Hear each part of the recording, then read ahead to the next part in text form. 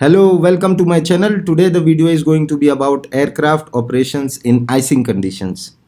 This is going to be a detailed video covering all the aspects like understanding the causes of icing, impact of icing on aircraft, key areas needing icing protection, de-icing, anti-icing, holdover time, regulations and guidelines on icing, real life scenario, best practices for icing conditions. In the end, we are going to play a quiz. So watch the video till the end and I hope you will be able to answer the quiz in the end.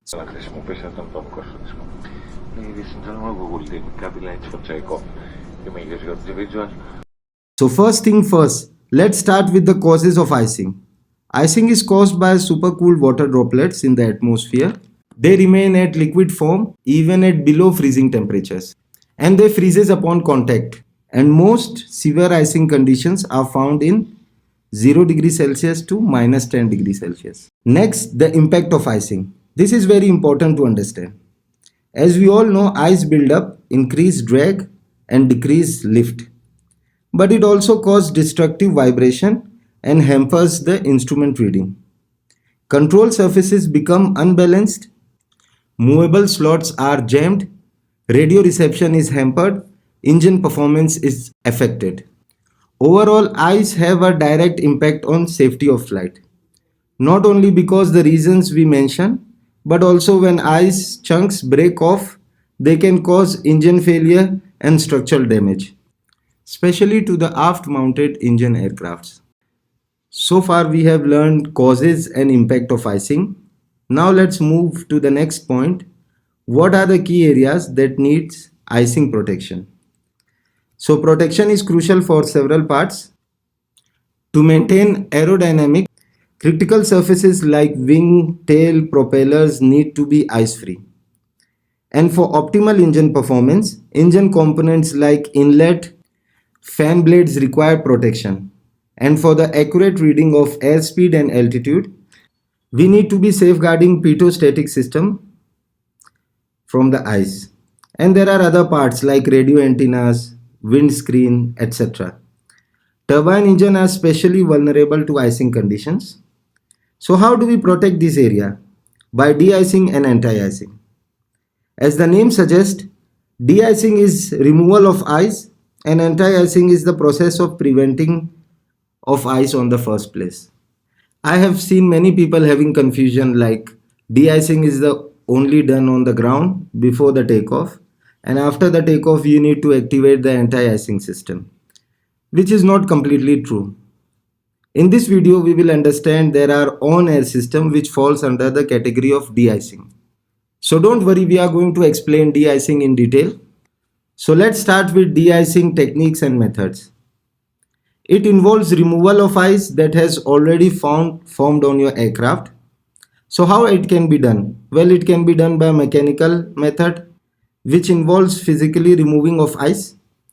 De-icing boot, which is an in-flight system, means this system is used on air, and the chemical one, which involves applying of de-icing fluid that melts the ice. So we will see all this one by one. Let's start with the ground system. By ground, I mean this system are used before the takeoff, and on the other hand, in-flight system, as I already mentioned, is used during the flight. In on-ground, we are going to see mechanical and chemical de-icing. So mechanical de-icing is used for lighter ice snow accumulation and also on smaller aircraft. Brush or rope is used for removal of ice, but for severe conditions, de-icing fluids are usually necessary to ensure aircraft is completely free from ice. Using of de-icing fluid is called chemical de-icing, right? So there are 4 types of fluids: type 1, type 2, type 3 and type 4. So for de-icing, type 1 fluid is used. These fluids have low viscosity and are considered unthickened. They provide only short-term protection because they quickly flow off the surface. They are typically sprayed hot 130 to 180 degrees Celsius at high pressure to remove snow, ice and frost. They are dyed orange for identification. This is the same ethylene glycol or propylene glycol which we know as antifreeze or coolants. We use this in our car radiators. They are toxic to human and animals, and they do damage to ecosystem, increasing the salinity of groundwater. So without going into detail, let's move on to in-flight de-icing systems. In-flight de-icing, we have de-icing boot. So how does it work? A thick rubber is installed over the surface of the wing. Compressed air inflates the boot and the vacuum deflates it. This expansion is size crack any ice that has accumulated. So these boots require proper care and any leak will affect effectiveness. This should be inspected before each flight. These boots are used in medium-sized airliner and utility aircrafts. Larger airliners and military aircraft use a thermal system within the wing, keeping it constantly warm and preventing ice from forming, which is an anti-icing, right? Because it is preventing the ice to form. So we are going to cover this thermal system later in our anti-icing section. So coming back to this, when this system was first invented, it at a very slow pressure and stayed inflated for a while. Pilots were concerned that the ice might form on the inflated shape of the boots, a phenomena known as bridging.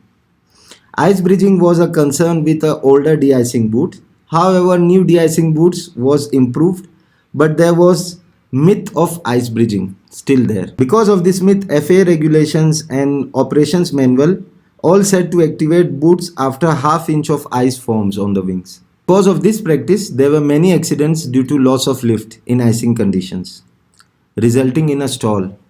So there is a complete documentary of National Geographic, Air Crash Investigation Deadly Myth.